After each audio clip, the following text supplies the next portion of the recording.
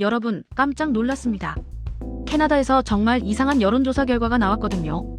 리서치 컴퍼니라는 여론조사 기관이 6개월마다 캐나다인들을 대상으로 다른 나라에 대한 인식을 조사하는데요. 지난달 조사 결과가 정말 충격적입니다. 뭐냐면 중국에 대한 호감도가 처음으로 미국을 앞지른 겁니다. 들으셨어요? 미국을 앞질렀다니까요. 구체적인 수치를 보면 캐나다인 중 미국에 대해 긍정적인 의견을 밝힌 사람은 30%에 불과합니다. 10명 중 3명만 미국을 좋아한다는 뜻이죠.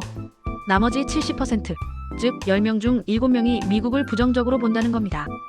이건 2025년 4월의 역대 최저치 26%에서 조금 올라간 거긴 한데 여전히 엄청 낮은 수치입니다.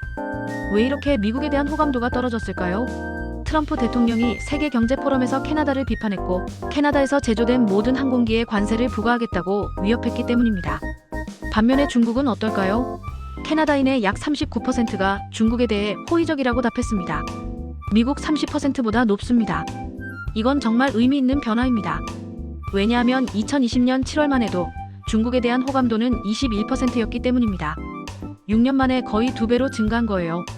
근데 여기서 흥미로운 지역 차이가 있습니다. BC주는 31%로 가장 낮지만 온타리오주는 43%로 가장 높습니다. 온타리오에서는 10명 중 4명 이상이 중국을 좋아한다는 뜻이죠. 더 흥미로운 건 연령대입니다.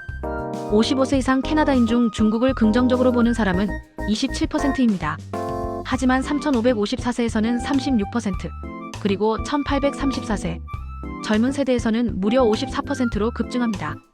거의 절반이 중국을 좋아한다는 뜻입니다. 이런 변화가 갑자기 일어난 이유가 뭘까요? 타이밍을 보면 마크 카니 캐나다 총리가 중국과 새로운 전략적 파트너십을 발표한 직후에 이 조사가 이루어졌습니다. 그래서 이 정책 발표가 캐나다인들의 중국에 대한 인식을 긍정적으로 바꾼 것으로 보입니다.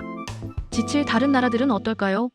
이탈리아 77%, 일본 76%, 영국 75%, 프랑스 72%, 독일 71%로 모두 높은 호감도를 유지하고 있습니다. 결국 캐나다인들이 미국에 대한 불만이 커지면서 다른 국가들, 특히 중국에 대한 호감도가 올라가고 있다는 뜻입니다. 특히 젊은 세대가 중국을 더 긍정적으로 보는 것도 주목할 만합니다. 캐나다의 외교 정책이 큰 변화를 겪고 있는 것 같습니다.